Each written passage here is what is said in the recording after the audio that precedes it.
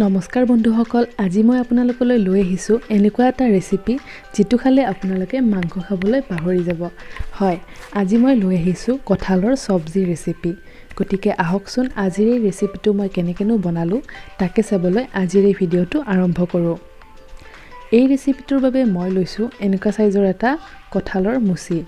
এইটো সময়ত বজাৰতো কঁঠালৰ মুচি দেখিবলৈ পোৱা যায়, গতিকে আপোনালোকেও বজাৰৰ পৰা কিনি আনি এই ৰেচিপিটো ট্ৰাই কৰিব পাৰে। কঁঠালটো কটাৰ আগতে মই কটাৰীখন আৰু হাতখনত ধুনীয়াকৈ মিঠাতেল মচি লৈছোঁ, তেতিয়া কঁঠালৰ আঠাটো লাগি নধৰে। আৰু মই এইখিনি ডাঙৰ ডাঙৰ এনেকুৱা চাইজত কাটি পেলাই নিমখ পানীত অকণমান সময় তিয়াই থৈছোঁ। এতিয়া মই কঁঠালখিনি অকণমান নিমখ দি কুকাৰত প্ৰায় 70% মান হোৱালৈকে সিজিবলৈ দিম। তাৰ পাছত মই ইয়াৰ বাবে লৈছোঁ 5-6টামান জলকীয়া আপোনালোকে নিজৰ মতে ল'ব। 2টা লৈছোঁ ডাঙৰ চাইজৰ পিঁয়াজ মিহি মিহিকৈ কুটি লৈছোঁ। 2টা লৈছোঁ মিডিয়াম চাইজৰ আলু এনেকুৱাকৈ ডাঙৰ ডাঙৰকৈ কাটি লৈছোঁ। 2টা লৈছোঁ মিডিয়াম চাইজৰ বিলাহী আৰু এচামুচ লৈছোঁ আদা নহৰু পেষ্ট। আৰু ইয়াৰ বাবে মই লৈছোঁ লং, ইলাচি, দালচেনি অকণমান থেতেলিয়াই লৈছোঁ। এইখিনি লৈছোঁ পাঁচফোৰণ, অকণমান লৈছোঁ চেনি আৰু 5-6টামান জালুক গুড়ি কৰি লৈছোঁ। 2টা লৈছোঁ তেজপাত। এতিয়া মই গেছটো অন কৰি ইয়াত পেনখন বহাই দিছোঁ আৰু ডাঙৰ চামুচেৰে প্ৰায় 3 চামুচমান মিঠাতেল দি দিছোঁ। এইখিনি ভালদৰে গৰম হোৱাত মই ইয়াত অকণমান নিমখ ছটিয়াই দিছোঁ আৰু কাটি থোৱা আলুখিনি ইয়াত দি দিছোঁ।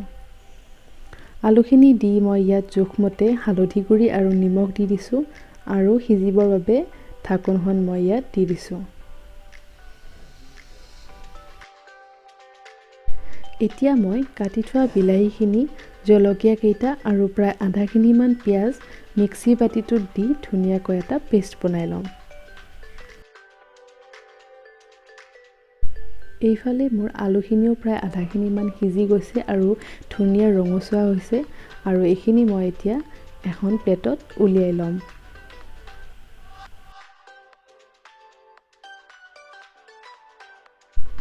এতিয়া মই আকৌ সেইখন পেনতে এটা জলকীয়া, তেজপাত দুখিলা, গৰম মছলাখিনি আৰু পাঁচফোৰণখিনি দি ভালদৰে ভাজি ল'ম। লগতে মই কাটি থোৱা পিঁয়াজখিনিও ইয়াত এড কৰি দিম আৰু এইখিনি খুব ধুনীয়াকৈ ৰঙচুৱা হোৱালৈকে ভাজি থাকিম। পিঁয়াজখিনি ভালদৰে ভাজ খোৱাত মই ইয়াত আদা নহৰু পেষ্টখিনিও দি দিছোঁ আৰু ইয়াৰ কেঁচা গোন্ধটো নোযোৱালৈকে ভালদৰে ভাজি লৈছোঁ।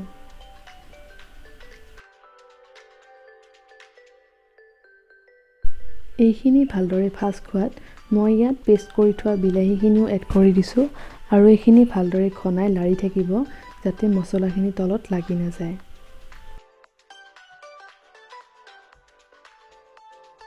এতিয়া মই ইয়াত জোখমতে দিছোঁ নিমখ আৰু গুড়ি কৰি থোৱা জালুকখিনিও ইয়াত দি দিছোঁ। লগতে চেনিখিনিও মই ইয়াত দি দিছোঁ। চেনি দিয়াটো টোটেলি অপশ্যনেল হয়, নিদিলেও কোনো কথা নাই। চেনি দিলে কালাৰ আৰু সোৱাদ দুয়োটাই খুব ধুনীয়া আহে। আৰু এতিয়া মই আকৌ এইখিনি খুব ধুনীয়াকৈ মিক্স কৰি লৈছোঁ। গোটেই মছলাখিনি ভালদৰে ভাজ খোৱাত মই ইয়াত বইল কৰি থোৱা কঁঠালখিনি এড কৰি দিছোঁ আৰু গোটেইখিনি ভালদৰে মিক্স কৰি লৈছোঁ। এতিয়া মই ইয়াত ফ্ৰাই কৰি থোৱা আলুখিনিও দি দিছোঁ আৰু ভালদৰে সিজিবৰ বাবে ঢাকনখন দি মাজে মাজে লৰাই আছোঁ। এইখিনি অকণমান ভাজি লোৱাৰ পিছত মই ইয়াত মিক্সিৰ বাতিটো আওখালি পানীখিনি ইয়াত দি দিছোঁ।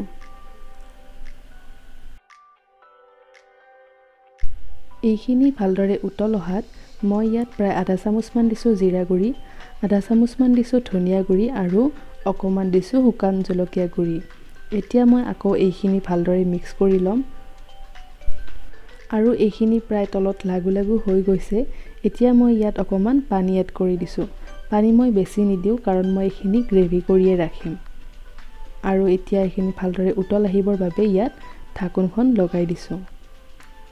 এয়া দেখিছেনে, এইখিনি খুব ধুনীয়াকৈ উতল আহি গৈছে আৰু ভালদৰে সিজিও গৈছে। এতিয়া মোৰ কঁঠালৰ চব্জিখন প্ৰায় ৰেডি হৈ গৈছে আৰু মই ইয়াৰ পৰা তেজপাত দুখিলা উঠাই দিছোঁ আৰু দেখিছেনে মই এইখিনি ইমানখিনিয়ে জোল কৰি ৰাখিছোঁ আৰু এইখিনি খুবেই ধুনীয়া গোন্ধাইছে আৰু মই ইয়াৰ গেছটো অফ কৰি এতিয়া মই আপোনালোকক পৰিৱেশন কৰি দেখাম